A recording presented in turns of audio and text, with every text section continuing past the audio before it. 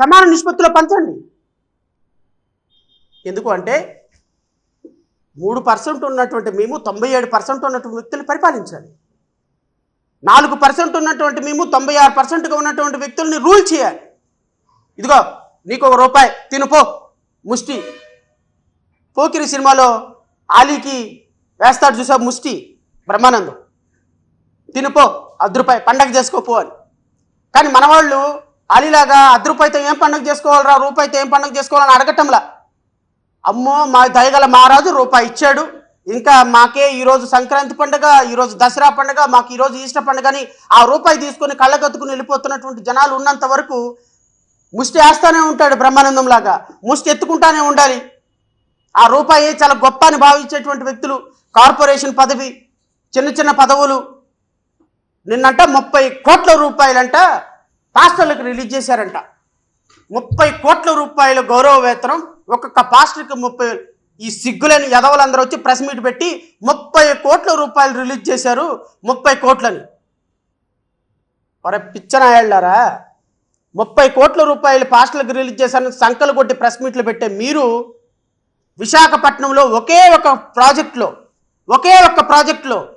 15,000 కోట్ల రూపాయలు ఉన్నటువంటి ప్రాజెక్టుని ఎకరం 99 పైసలకు లీజుకి ఇచ్చారు. ఆ విషయం చూసుకోండి. టీసీఎస్కి లీజుకి ఇచ్చారు కదా. విశాఖపట్నం స్టీల్ ప్లాంట్ని 1,20,000 కోట్ల రూపాయలున్న స్టీల్ ప్లాంట్ని 10,000 కోట్లకు అమ్ముతున్నారు కదా. దాని గురించి చూసుకోండి. ఊరికి ఒక చిన్న స్లాబ్ కరెంటు బిల్ వేసి 500 కోట్ల రూపాయలు ఒక్క నెలలో 500 కోట్ల రూపాయలు కలెక్ట్ చేశారు కదా. దాని మీద మాట్లాడండి. 30 కోట్ల రూపాయల పాస్టర్లకు రిలీజ్ చేశారంట, గొప్పగా సంకలు గుర్తుకుంటున్నారు. ఎవరి డబ్బులు? చంద్రబాబు నాయుడు గారి డబ్బులా? నారా లోకేష్ డబ్బులా? కాయ కష్టం చేసి రక్తాన్ని చెమటగా మార్చి సంపాదించిన డబ్బులా? లేకపోతే హెరిటేజ్లో పెట్రోల్ పెట్టుబడుల నుంచి వచ్చినటువంటి ప్రాఫిట్ తీసుకొచ్చి ఆంధ్రప్రదేశ్ రాష్ట్ర ప్రజలకు ఇచ్చారా? ఎవరి డబ్బులు ఇచ్చారు? నేను కట్టే డబ్బులు, నువ్వు కట్టే డబ్బులు. ఇదో నా విలేకరు సోదరులు ఇప్పుడు వెళ్తా కిందకి వెళ్ళి ఒక ₹20 పెట్టి కూల్ డ్రింక్ తాగితే ₹2 గవర్నమెంట్కి వెళ్తుంది. ఆ డబ్బులు ఇదిగో ఇక్కడ పక్కన కూర్చొని ఏసీ వేసుకొని పెట్టుకున్నాను కదా నేను ప్రెస్ మీటు. ఈ ఏసీ వేసి పెట్టుకున్నందుకు నేను కట్టేటువంటి ₹20,000లో ₹15,000 మాత్రమే నిజమైన టారిఫ్, ₹5,000 ట్యాక్స్ వెళ్తుంది. ఆ డబ్బులు పాస్టర్లకు ఇస్తున్నా, నీకు ఇస్తున్నా, నాకు ఇస్తున్నా. చంద్రబాబు నాయుడు వాళ్ళ అబ్బ సంపాదించిన సొత్తులోంచి తీసుకొచ్చేమివ్వడు. నారా లోకేష్ వాళ్ళ అబ్బ సంపాదించినటువంటి జీతంలో నుంచి వివరాన్ని మాత్రం గుర్తుపెట్టుకోండి. ప్రెస్ మీట్లు పెట్టే ఎదవలకు చెప్తున్నా, ఈ రాష్ట్ర ప్రభుత్వాన్ని మోసే ఎదవలకు చెప్తున్నా. ప్రతి సందర్భంలో ఈ రాష్ట్ర ప్రభుత్వాన్ని భుజానికి వేసుకొని వచ్చి దళిత జాతి మొత్తాన్ని తాకట్టు పెట్టాలనుకున్న ప్రజాప్రతినిధులకు చెప్తున్నా. అసెంబ్లీలో చప్పట్లు కొట్టి ఆ మినిస్టర్ పదవి ఎందుకు వచ్చిందో కూడా తెలియని బాలనిరంజనేయ స్వామికో వీరాస్వామికో ఆ మొహానికి చెప్తున్నా, ఆ ఎర్రి పుష్పానికి చెప్తున్నా. మీరు మినిస్టర్లుగా, ఎమ్మెల్యేలుగా, ప్రజాప్రతినిధులుగా, నాయకులుగా ఈరోజు రాష్ట్రంలో ఇలాంటి దుర్మార్గకరమైనటువంటి చట్టాలను తీసుకొస్తుంటే, ఇలాంటి దుర్మార్గకరమైనటువంటి చట్టాలను తీసి దళిత జాతి మొత్తాన్ని నాశనం చేస్తుంటే, ఈ కూటమి ప్రభుత్వానికి సపోర్ట్ చేస్తున్నటువంటి వ్యక్తుల్ని ఇంకా మీరు సపోర్ట్ చేస్తుంటే ఏం మాట్లాడాలి? మా ఆక్రోశం ఎలా వెళ్ళగక్కాలి? మళ్ళీ ఎలక్షన్ వచ్చేటప్పటికి మొత్తం నాయకులందరూ వాళ్ళ దగ్గరికి చేరిపోతారు. నేను ప్రజలను కోరుతున్నా మీ ద్వారా. ఎందుకంటే ప్రజాస్వామ్యంలో ప్రజలే పాలకులు, ప్రజాస్వామ్యంలో ప్రజలే న్యాయ నిర్ణేతలు. ఈరోజు తెలంగాణలో, ఆంధ్రప్రదేశ్లో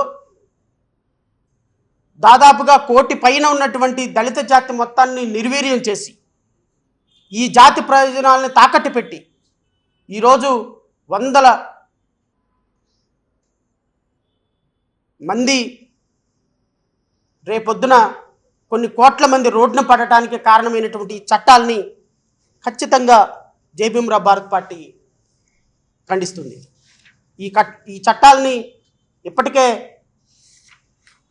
న్యాయస్థానంలో పోరాటం చేయడానికి, అవసరమైతే సుప్రీంకోర్టు దాకా వెళ్ళటానికి, రాష్ట్ర అత్యున్నత న్యాయస్థానంలో న్యాయం జరిగినా జరగకపోయినా, ఎందుకంటే శంఖంలో పోస్తే కానీ తీర్థం కాదు కాబట్టి ఖచ్చితంగా న్యాయస్థానాల్లో వీటిని న్యాయస్థానాల్లో పోరాటం చేయాలి. న్యాయస్థానాలను మాత్రమే పోరాటం చేయాలి. రాష్ట్ర అత్యున్నత న్యాయస్థానంలో ఓడిపోయినా మా పోరాటం సుప్రీంకోర్టు వరకు కొనసాగుతుంది, ఖచ్చితంగా కొనసాగి తీరుతుంది. రాబోయే కాలంలో సుప్రీంకోర్టు వరకు ఎన్ని సంవత్సరాల పోరాటమైనా సరే చేస్తామని నేను రాష్ట్ర ప్రజలకి మీ ద్వారా తెలియజేస్తున్నా. ఎందుకు చేయాలి? ఇది ఒక ప్రశ్న. ఎందుకు చేయాలి అంటే, ఈరోజు రాష్ట్రంలో కొన్ని వందల సమస్యలు ఉన్నాయి. ఈ సమస్యల మొత్తాన్ని అడ్రస్ చేయాలి అంటే ఖచ్చితంగా ప్రజలందరూ ఒక తాటి మీదకి రావాల్సిన పరిస్థితి ఉంది. ఈరోజు రాష్ట్రంలో, దేశంలో 40 కోట్లుగా ఉన్నటువంటి దళిత జాతి బిడ్డల సమస్యల్ని ఒక తాటి మీదకి తీసుకొచ్చి దేశంలో, రాష్ట్రంలో రాజ్యాధికారం సాధించాలనే పోరాటం చేయాలనుకునేటువంటి పోరాటానికి ఈ జడ్జిమెంట్ గండి కొట్టింది. ఖచ్చితంగా ఈ జడ్జిమెంట్లో ఉన్నటువంటి లోపాలను న్యాయస్థానాల ద్వారానే ప్రశ్నించాలి. ఈరోజు జడ్జిమెంట్లో చెప్పినట్టుగా కొన్ని రోజుల తర్వాత క్రిమిలేయర్ సిస్టమ్ని కనుక ఈ రిజర్వేషన్ పాలసీలో ఇంప్లిమెంట్ చేస్తే ఖచ్చితంగా కొన్ని లక్షల మంది రిజర్వేషన్లు కోల్పోయేటువంటి పరిస్థితి ఏర్పడుతుంది. రాబోయే కాలంలో బ్యాక్లాగ్ పోస్టులు అనేటువంటి పోస్టుల్ని, అంటే గత 15 సంవత్సరాల నుంచి బ్యాక్లాగ్ పోస్టులు తీయకుండా 1,10,000 SC ST బ్యాక్లాగ్ పోస్టుల్ని ఈరోజు మరలా ఈ సిస్టంలోకి తీసుకొచ్చి పెట్టారు. నువ్వు గత 15 సంవత్సరాల నుంచి బ్యాక్లాగ్ పోస్టులు ఫిల్ చేయకుండా ఈరోజు ఈ కొత్త చట్టం ప్రకారం మాలలకు రావాల్సినటువంటి పోస్టులన్నీ వేరే వాళ్ళకి ఇచ్చేస్తాం, వేరే వాళ్ళకి రావాల్సిన పోస్టులన్నీ క్యారీ ఫార్వర్డ్ చేసేస్తామని రిజర్వేషన్ ప్రక్రియకే పూర్తి స్థాయిలో అన్యాయం చేస్తుంటే రేపొద్దున అడిగే వాళ్ళు ఎవరు? నీకు 15 సంవత్సరాల నుంచి తీసుకురావాల్సిన పోస్టులన్నింటినీ ఈరోజు కొత్త చట్టంలో కలిపేసి కొన్ని లక్షల మందికి అన్యాయం చేసినట్టే కదా, కొన్ని వేల మంది పిల్లలకు అన్యాయం చేసినట్టే కదా. రేపొద్దున మెగా డిఎస్సి తీయబోతున్నారు. ఈ మెగా డిఎస్సిలో ఈ కొత్త సిస్టమ్ అనుగురించి మెగా డిఎస్సి నోటిఫికేషన్ ఇస్తే దీంట్లో కొన్ని వేల మంది పిల్లలు అన్యాయం అవుతారా లేదా? ఎప్పటి వేకెన్సీస్ మీరు ఏ విధంగా ఫిల్ చేయాలి, ఫిల్ చేసే సందర్భంలో ఏ చట్టాన్ని ఉపయోగించుకోవాలి? ఈరోజు కొన్ని వేల మంది పిల్లలు రేపు ఓపెన్ కాంపిటీషన్లో వెళ్ళిపోయి దళిత జాతిలో బిడ్డలందరూ అన్యాయం అయిపోతుంటే దాంట్లో చలిమంటలు కాసుకోవాలనుకునేటువంటి ప్రభుత్వానికి బుద్ధి చెప్పాల్సింది ఎవరు? ప్రజలే కదా. సో మా పోరాటం మాదిగల మీద కాదు, మా పోరాటం ఒక పర్టికులర్ కమ్యూనిటీ మీద కానే కాదు. ఎందుకంటే మా సోదరులైనా మేమైనా అందరం కూడా తినేది ఆ గొంగళిపళ్ళెంలోనే. మా పోరాటం రిజర్వేషన్ ప్రక్రియ ఈ విధంగా స్ప్లిట్ అయితే, రిజర్వేషన్లో రేపొద్దున క్రిమిలేయర్ ఎంటర్ అయితే, రిజర్వేషన్లో రేపొద్దున ఎత్తేస్తే ఈరోజు కొన్ని లక్షల మందిగా ఉన్నటువంటి బిడ్డల భవిష్యత్తు ఏమైపోతుంది అనేటువంటి ఒక ఆరాటంతోనే మేము పోరాటం చేయాలనుకుంటున్నాం.